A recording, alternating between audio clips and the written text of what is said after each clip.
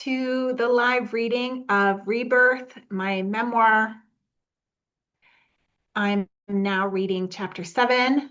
I'm reading chapter by chapter, so if you just stumbled upon here right now, you can go back to the beginning of the book to listen in sequence up until this chapter. If you've been with me all along so far and you're ready to dive into chapter 7, I'd love to hear your thoughts or feedback of what you've read, of what I've read so far, not my reading, but the book itself. I know my reading can use some help, but that's okay. I'm more of a writer than a reader. Can work on that. And make sure you are subscribed so that you know when the next chapter drops. And if you like what I'm reading, please like, comment, share so that it reaches the people who are meant to hear the story. I know there are women who have kept their birth story quiet, their experience, and there's so much that happens that I think we need to know and share about. We're no longer in community where we know exactly what to expect from birth, though they're all different. I know they're all different. It's not something we necessarily prepare for, but how glorious would it be if we had some idea, I guess, going in of what we need and especially the inner trust. In any case, thank you for being here. I'm reading chapter 7 entitled Contractions Intensify. A contraction woke me around 4 a.m. and I asked Maro to start timing them. By 8 a.m., they were already 5 minutes apart and growing more intense.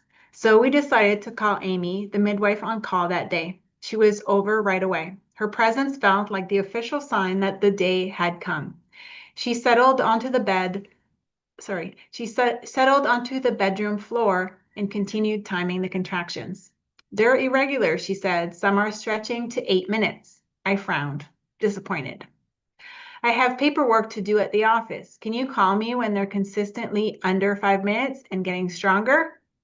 My shoulders slumped, disappointed at the false start. I thought we were already there.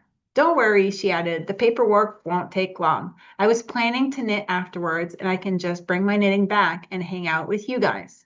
The idea lifted my spirits. I smiled and nodded. Amy left. My mind drifted to the list of people who had asked to be notified once labor began, in case they could attend the birth, but it still felt too early to call. The contractions had yet to increase in intensity. I hoped Amy would return soon. I could manage the pain, but I needed reassurance we were doing everything right. I wanted coaching for the most effective birth. Some movements help labor progress, while others might slow things down. Mado and I had practiced different labor positions, and I was particularly fond of squatting. But as I brought up in prenatal visits, I wasn't sure when to use it. I had read that squatting too early, especially if the baby wasn't facing backwards, the optimal position could lock them into an incorrect position. I still wasn't clear on that point. It was the first thing I asked when Amy returned. You want to save that for the very end, she said. It's hard on the legs. I prided myself on my leg strength, so that was the least of my concerns. I was ready to squat the moment it became helpful, but I relented and deferred to her judgment. I leaned over Mauro's yoga ball, belly down, stretching forward through each contraction. Mauro applied pressure to my foot, a trick Michelle had taught us, and it gave me immediate relief. In hindsight, maybe that position wasn't the fastest path to active labor, though it might have helped the baby shift into perfect alignment. We never really know the full impact of our choices in the moment, but it felt right at the time, and I trusted that. I was listening to my body and relying on motions that naturally helped ease the pain. A steady rhythm took hold. On all fours, rocking and moaning through each wave, I felt completely present and in sync with my body and the birthing process. Have you been drinking water? Amy asked, breaking me out of my trance. Yes, I've been drinking water all morning, I said, pointing to the 2 stainless steel 1-liter canisters by the bed. Only One was empty. Water might not be substantial enough. Do you have something that would give you energy? Something with electrolytes? That's when I noticed my mother by the door. She straightened, smiled, and left the room without a sound. The stairs creaked as she descended. Then she returned with 2 bottles of orange Gatorade. She was more prepared than I realized. She had arrived with a case of water and a case of Gatorade, neither of which we normally drink. I chugged 1 bottle to cheers from the room and set the other aside for later. Back on the yoga ball, I resumed rolling, breathing and stretching into each contraction. The waves were now coming every 2 minutes. Once again, I found my rhythm and entered a prayerful meditation, pleading with God for a quick delivery. As the discomfort increased, my prayers became vocal pleas. I started to moan, oh God, with silent whispers between waves. Please give me rest. Then suddenly everything stopped. My breath evened, the pain vanished, as if labor had ended altogether. A surge of joy rushed through me. Still on all fours, I placed a hand on my belly and marveled. My prayer had been answered. The moment felt magical. The stillness lasted long enough to feel real, and I rested in the quiet pause for what felt like 5 minutes. Then I opened my eyes, turned to Mauro, ready to proclaim the miracle. How long since the last contraction? I asked, my voice light with wonder, ready to declare the wonders of God. 2 minutes, he replied. My head jerked back as the next contraction slammed into me, shattering the illusion. How could this be? I wanted to hold on as I gasped through the pressure. Are you sure? I asked as soon as the contraction eased. Yes, Mauro said. Why? I let the challenge in his voice go unanswered. It just felt longer, I mumbled. But my mind kept spinning. I needed to make sense of what had just happened. The more my mind raced, the harder it became to handle the pain. Then I heard it, a voice echoing deep within me. Do not put the Lord your God to the test. Trying to quantify the pause by worldly measures such as time was a way of testing or measuring the unmeasurable. A sense of defeat took hold. I returned to my breath but couldn't find my flow. The sounds of the house intensified, the floorboards creaking under footsteps in the hallway, the voices murmuring outside the door, and I couldn't escape the irritation rising in my chest. The noise is making it hard to focus, I told Amy, hoping to regain some peace. She chuckled. That's a sure sign you're in active labor. But the sounds kept breaking my concentration, increasing the tension and worsening the pain. I mentioned it again, then again, more firmly. Couldn't they understand? I didn't mind movement between contractions, but during them, I needed silence. Eventually, the house quieted. I slid back into prayer, rolling on the yoga ball, stretching fully on each inhale, pleading on each exhale. Everything felt aligned again. You're 5 centimeters dilated, Amy whispered. At this rate, the baby should be here by 4 p.m. Excitement surged through me. I was ready. I had trained for this unknowingly for a lifetime. This was what I had hoped for, a smooth, peaceful, uneventful home birth.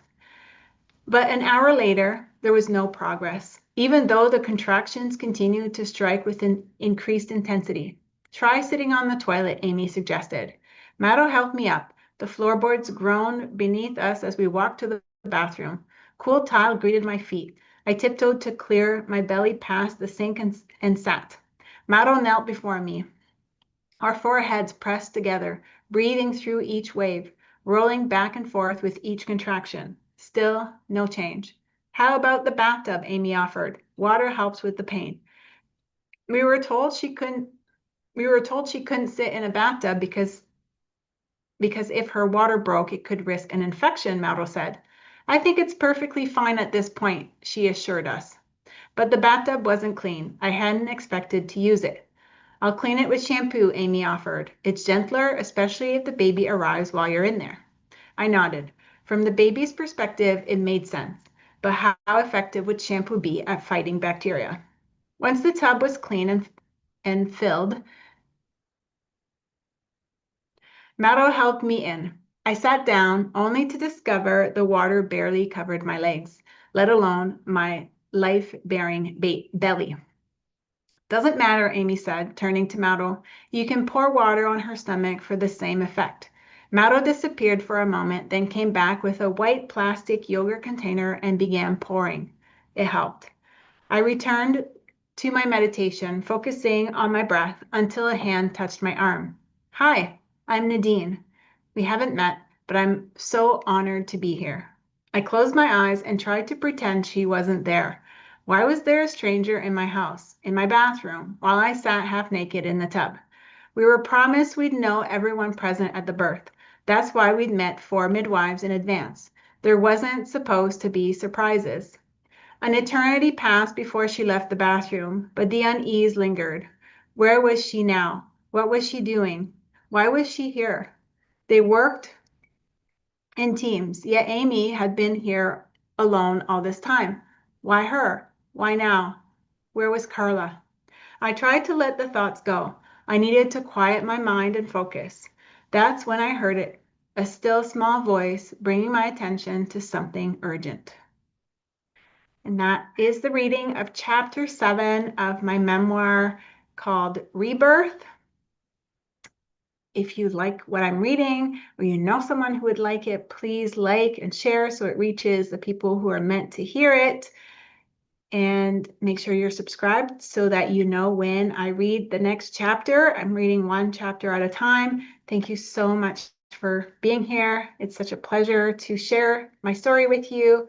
And if you have a story to share and you're not quite sure how to share it, I'd love to hear from you.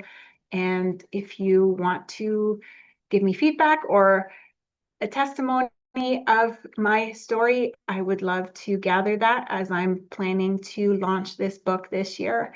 It would be welcome.